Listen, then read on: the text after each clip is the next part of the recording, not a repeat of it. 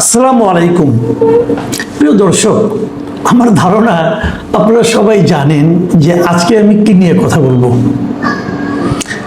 এটা আসলে এটা নিয়ে আলোচনা করাটা একটু বিব্রতকর, একটু লজ্জাজনকও বটে, কারণ আমি জানি আমার এই অনুষ্ঠানটা, এই আলোচনাগুলো পরিবার নিয়ে সবাই শুনেন, যে কারণে পরিবারের সবার সঙ্গে বসে এটা শোনাটা হয়তো অনেকের জন্য বিব্রতকর মনে হতে পারে।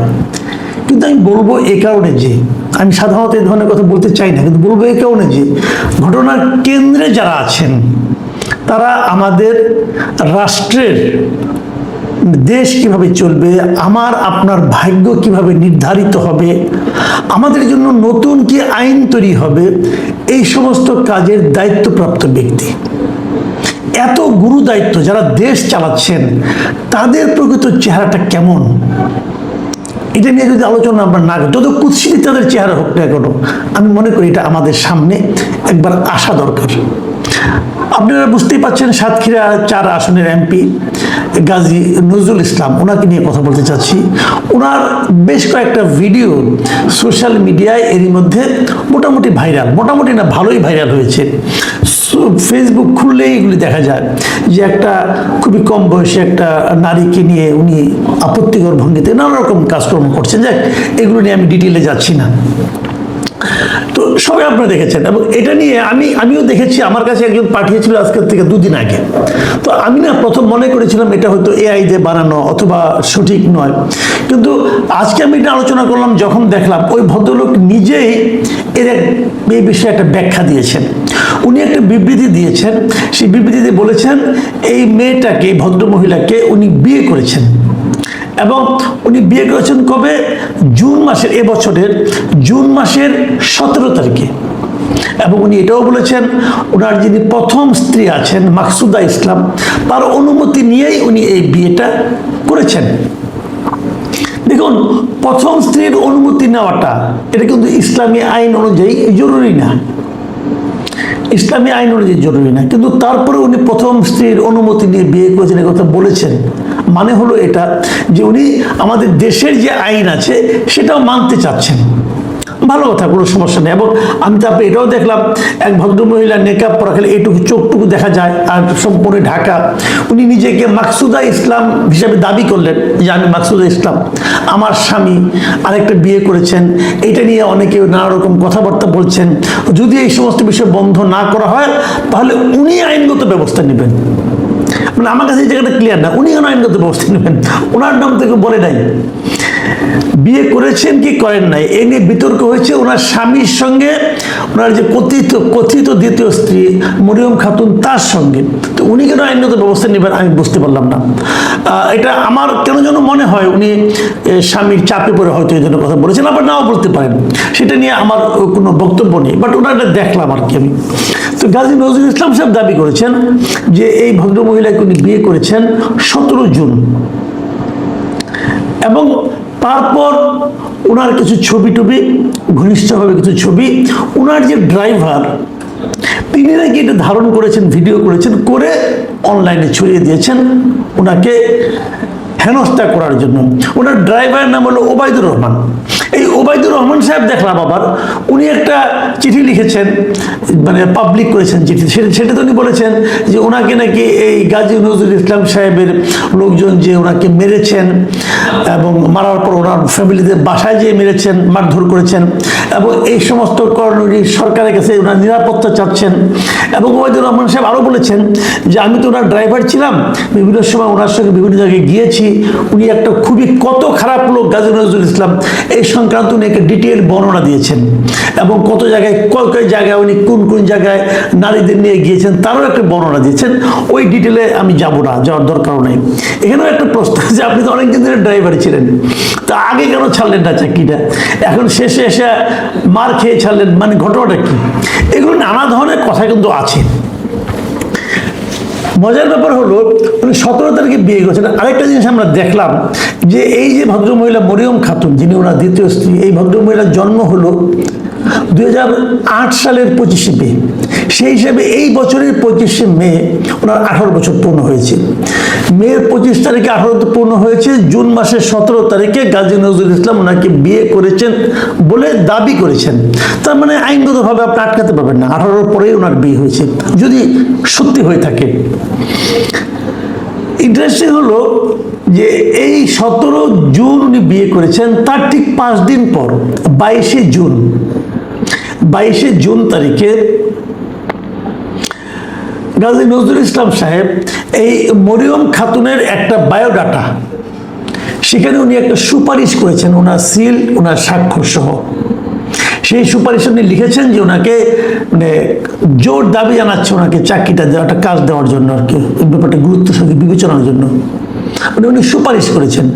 এবং এই যে বায়োডাটাটা আছে, সেই বায়োডাটাতে মরিয়ম খাতুন নিজেকে দাবি করেছেন যে উনি আনম্যারিড, মানে অবিবাহিত। তাহলে বিয়ের 5 দিন পর একটা বায়োডাটা যেখানে ওনাকে অবিবাহিত হিসেবে দাবি করা হয়েছে, সেখানে গাজী নজরুল ইসলাম আবার চাকরির জন্য সুপারিশ করেছেন। বিষয়টা একটু কেমন হয়ে গেল না? 5 দিন আগে বিয়ে করছেন না ভাই, 5 দিন পরে উনি তাকে চাকরির জন্য সুপারিশ করতেছেন এবং সেখানে লেখা উনি অবিবাহিত, হিসাবটা কিন্তু মেলে না ঠিক। তারপর আরেকটা কথা, 22 তারিখে যেদিন উনি সুপারিশটা করলেন ততদিন তো তার বউ হয়ে যাওয়ার, স্ত্রী হয়ে যাওয়ার কথা। তো উনি এসএসসি পাস মাত্র, তো এসএসসি পাস, সায়েন্স থেকে এসএসসি পাস, তার জন্য উনি কি চাকরি সুপারিশ করেছেন এটা কিন্তু আমার কাছে ক্লিয়ার না। এসএসসি পাস একটা মেয়ে কি চাকরি করতে পারে? আয়ার চাকরি করতে পারে, অফিসের পিওনের চাকরি করতে পারে, এছাড়া কি চাকরি করবে? আপনি এসএসসি পাসকে আর কি চাকরি দিবেন?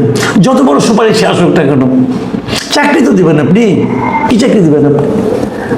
তাহলে নিজের স্ত্রীকে এরকম ছোট একটা পদে চাকরির জন্য এমপি সাহেব সুপারিশ করলেন, এই ব্যাখ্যাটা কি আপনাদের কাছে গ্রহণযোগ্য মনে হচ্ছে? এটা যেমন প্রশ্ন, তখন আরেকটা আশঙ্কার কথা এখানে আসে বিপরীতে, সেটা হলো যে তাহলে কি ঘটনাটা অন্যভাবে ঘটেছিল, যে চাকরি দেওয়ার প্রলোভন দেখিয়ে ওনাকে ব্যবহার করেছেন উনি? দেখেন, এই ব্যবহার করার কথা যখন উঠলো, আমি আরেকটা ভিডিও পেলাম।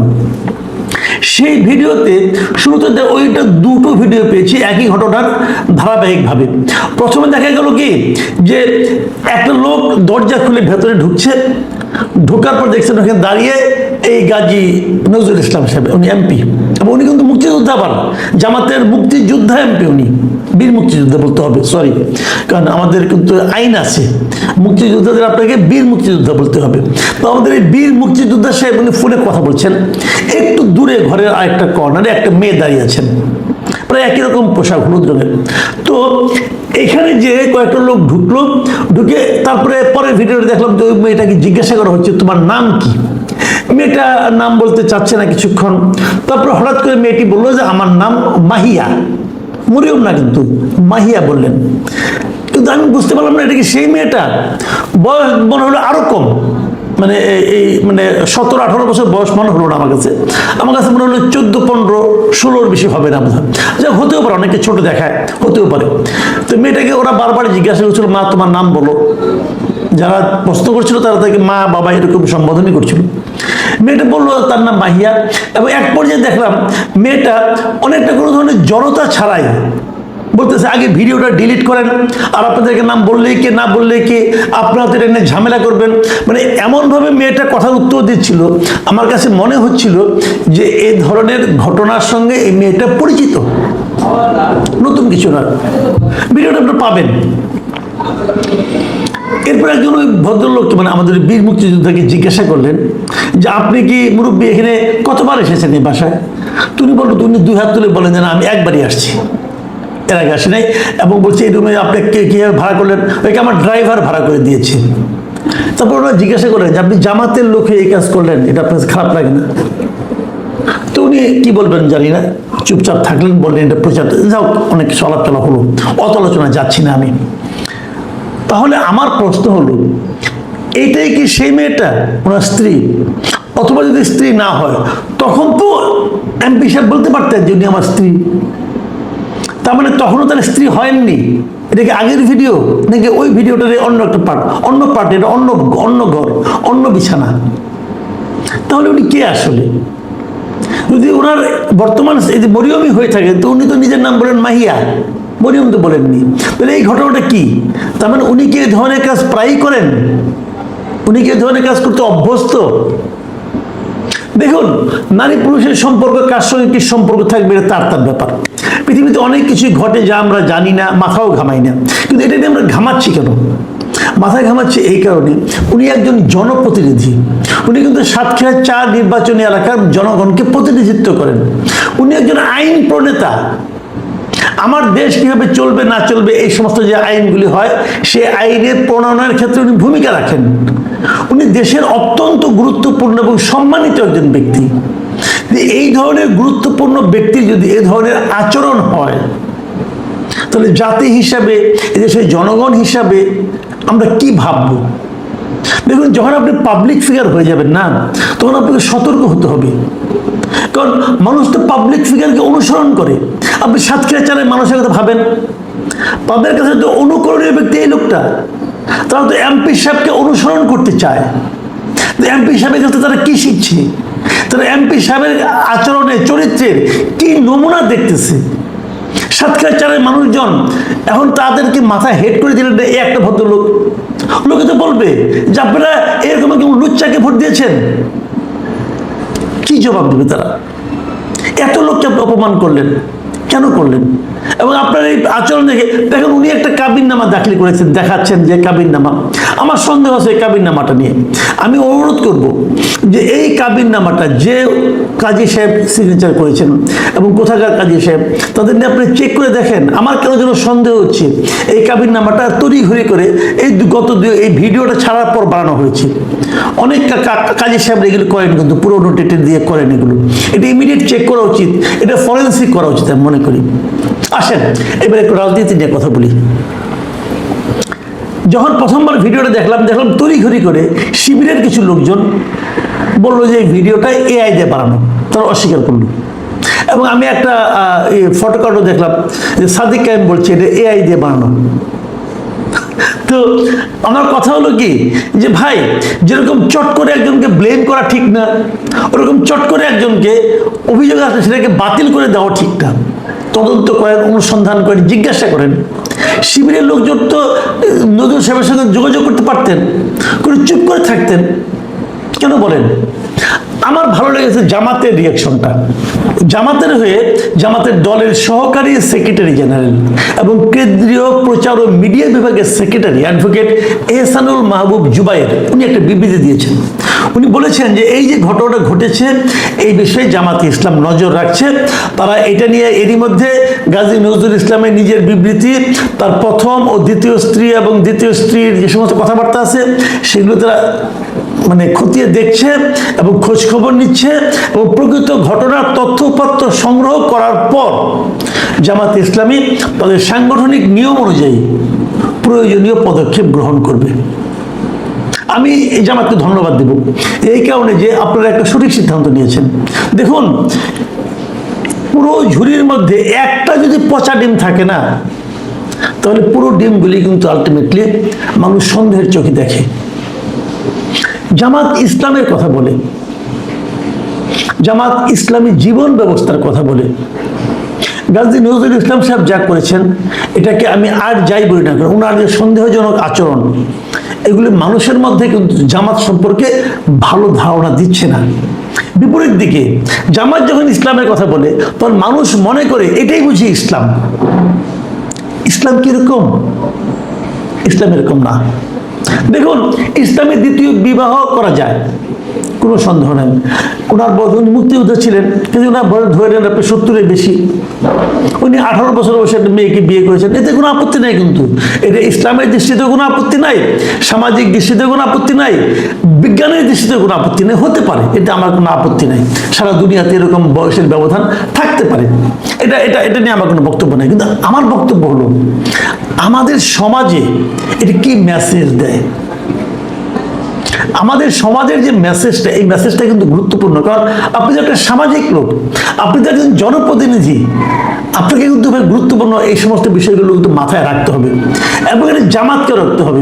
আপনাদের মনে পড়ে অনেক বছর আগে মৌলানা ভাসানী একবার জামাত নিয়ে একটা গুরুত্বপূর্ণ কথা বলেছিলেন। তিনি বলেছিলেন যে আল্লাহ বানাইছেন ইসলাম, শয়তান বানাইছে জামাতে ইসলাম। এটা মৌলানা ভাসানীর একটা বক্তব্য ছিল। আমি জামাতে ইসলামী নেতাদেরকে অনুরোধ করব যে ভাই, এই মৌলানা ভাসানীর যে উক্তিটা, এটাকে যদি আমাদের দেশের সাধারণ মানুষ সত্য হিসেবে বিবেচনা করতে থাকে, তাহলে আপনাদের রাজনীতির কি দুরবস্থাটা হবে। আমি জানি না জামাত কি করবে, তবে আমার মনে হয় ওনার ব্যাপারে কঠোরতম ব্যবস্থা নেওয়া উচিত এবং তারপর যেটা হবে সেটা হবে। এটা নিয়ে আর আমি নতুন করে কিছু বলতে চাই না। আমি সুনির্দিষ্টভাবে কোনো কিছু বলতেও চাই না, এটা ওনাদের ব্যাপার, ওনারা বুঝবেন যে ওনারা কোথায় কি করবেন না করবেন। প্রিয় দর্শক, অনেকগুলো জিনিসই আমরা দেখছি, অনেকে ফান করছেন, অনেকে অনেক কিছু করছেন, সেগুলো করা খুব জরুরি না, কিন্তু আমি মনে করি এটাকে সামাজিকভাবে এটাকে প্রতিরোধ করতে হবে। জামাত, তাকে উদ্যোগটা দিতে হবে জামাতকে, নতুবা জনগণ যে ফান করবে এটা কিন্তু আলটিমেটলি জামাতের গায়ে যেও লাগবে। প্রিয় দর্শক।